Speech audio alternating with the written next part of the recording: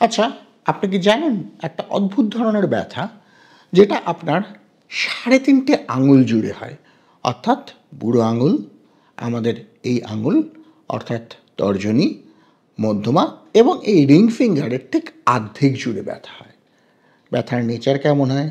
ঝিনঝিন করে, কখনো জ্বালাভাব হয় এবং কখনো কখনো দেখা যায় যে রোগটা যদি বাড়াবাড়ি হয়, এই যে আমাদের মাসল বাল্ক অর্থাৎ এই যে উঁচু অংশটা, একে আমরা বলি হচ্ছে থিনার এমিনেন্স, এই জায়গাটাও পাতলা হয়ে যায় এবং আমাদের জিনিসপত্র ধরা, যেমন গ্লাস ধরা, পেন ধরা, এগুলোও সমস্যা হয়ে যায়।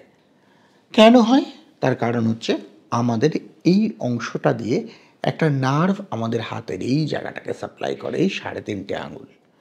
এবং যদি এই অংশটাতে একটা ছোট্ট পর্দা থাকে যাকে বলা হয় ফ্লেক্সার রেটিনাকিউলাম, এই অংশটা যদি এই নার্ভের উপরে চাপ দেয়, তখনই আমাদের এই সমস্যাটা দেখা যায়। সঠিক সময়ে ডায়াগনোসিস করলে অপারেশন ছাড়াই কিন্তু আমরা ইনজেকশনের মাধ্যমে, যেটাকে বলে হাইড্রোডিসেকশন অফ দ্য মিডিয়ান নার্ভ, সেটার মাধ্যমে এই রোগটাকে সুস্থ করে তোলা যায়। আর খুব খারাপ অবস্থা হলে, অর্থাৎ যেখানে একদমই পাওয়ার চলে গেছে, মাসল থিন হয়ে গেছে, সেই সব ক্ষেত্রেও একটা ছোট্ট অপারেশনের মাধ্যমে এটাকে ঠিক করা সম্ভব।